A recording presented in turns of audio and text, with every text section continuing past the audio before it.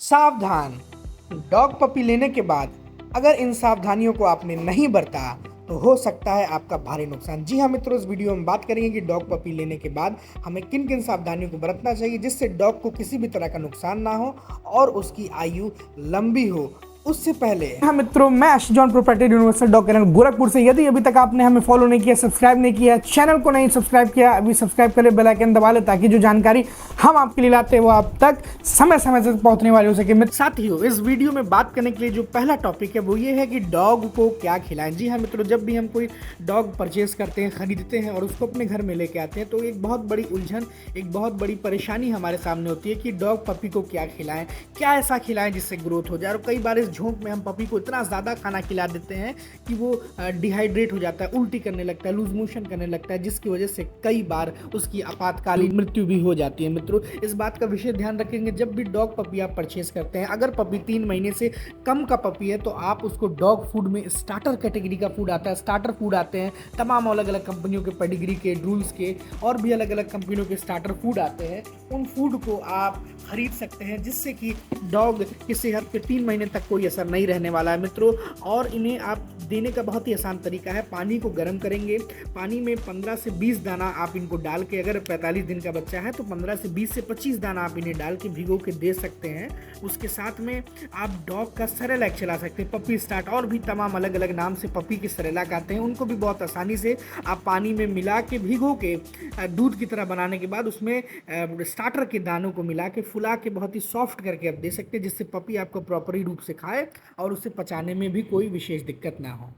दूसरा टॉपिक मित्रों, कि डॉग पपी को लाने के बाद उसको कैसे रखें। जी हाँ मित्रों, कई बार हम डॉग पपी तो खरीद लेते हैं और घर पे भी लेके जाते हैं और सबसे बड़ी समस्या हमारे सामने आती है कि अब इनको रख रखाव कैसे करें, कैसे इनको रखें, किस पे सुलाना चाहिए, किस पे लिटाना चाहिए। तो मित्रों, तमाम तरह के डॉग के बेड्स आते हैं जो कि बहुत ही अच्छे होते हैं पपीज़ के लिए और उनके सेहत के लिए भी अच्छे होते हैं। कई बार हम पपीज़ को जो नीचे फर्श पे सोने के लिए देते हैं, जिसकी वजह से वो टॉयलेट या वॉशरूम करके उसी पे पेट रख के सो जाते हैं, जिसकी वजह से तमाम तरह की बीमारी, फीवर और भी तमाम तरह के इन्फेक्शंस पपी को होते हैं, जिसकी वजह से आगे चल के इनको बहुत दिक्कत होती है। तो जब भी कोई पपी आप लाइए, या तो एक बढ़िया कारपेट पे उसको सुलाइए और कोशिश करिए कि आप डॉग बेड लेके आएँ। डॉग बेड जब आप लेंगे तो उस पर बहुत ही आसानी से आपका पपी सोएगा, जिसकी वजह से किसी भी तरह के गीला से या बहुत ही ज़्यादा ठंडा चीज़ से आपके पपी का जो अट्रैक्शन नहीं होने पाएगा मित्रों। तीसरा और सबसे मुख्य पॉइंट, डॉग की डिवर्मिंग का। जी हाँ मित्रों, डॉग पपी तो हम खरीद लाते हैं,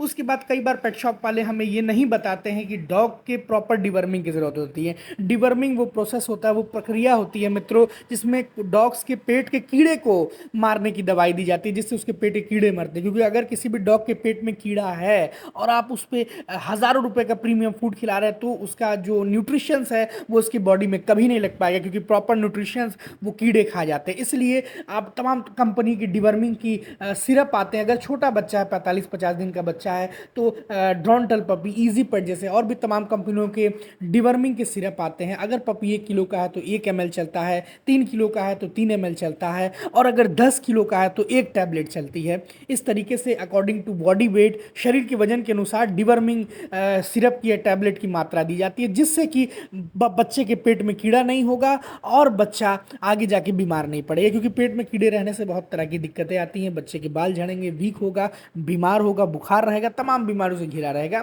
तो डिवर्मिंग प्रॉपर 15-15 दिन पे 3 महीने की उम्र तक ज़रूर करें मित्रों। उसके बाद वेटनेरियन से बात करके आप एक डिवर्मिंग का शेड्यूल भी फिक्स कर सकते हैं। अलग अलग एज के हिसाब से डिवर्मिंग के शेड्यूल आगे पीछे होते हैं मित्रों। डॉग पपी को कब नहलाएं। जी हाँ मित्रों, पपी खरीद के घर ले जाने के बाद जो नए डॉग ओनर है उनके पास कई सारी ऐसी समस्याएं आती हैं जिसमें वो घिर जाते हैं, जिनमें से एक मुख्य समस्या ये भी है कि हम डॉग पपी को कब नहलाएं। 3 महीने की उम्र के बाद हम डॉग पपी को नहला सकते हैं, पर कई केस में जब पपी के बॉडी से बैड ऑडोर आ रही हो, गंदी स्मेल आ रही हो, या ड्राउजी लग रहा हो पपी, या लेजी लग रहा हो, उस केस में हम उसको नहलाते हैं। और नहलाने का सही तरीका तरीका ये है कि धूप के तगड़े मौसम में और बहुत ठंडा पानी नहीं होना चाहिए, गुनगुना टाइप का पानी होना चाहिए, उसमें आप धूप में रख के छत पे या ऐसी ओपन जगह पे बढ़िया से उसको नहलाएं और गीला ना छोड़ें। नहलाने के बाद उसको प्रॉपर सुखा दें, टॉवल से पोंछ दें, ड्रायर हो तो उससे उसको सुखा दें या धूप में उसको रखें टहलाएं, जिससे कि वो पूरा प्रॉपर तरीके से सूख जाए। तब उसके बाद उसको घर के अंदर ले जाए, क्योंकि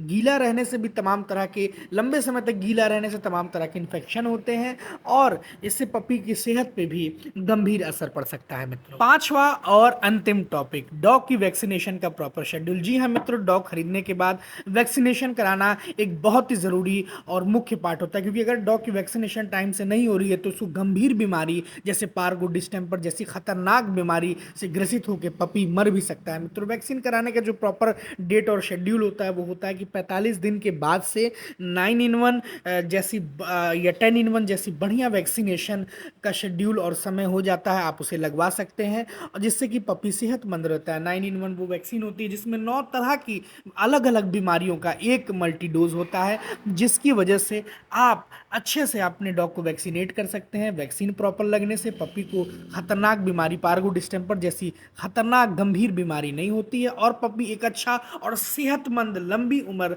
आपके साथ जीता है। वैक्सीन का शेड्यूल प्रॉपर रखें। जय हिंद, जय भारत।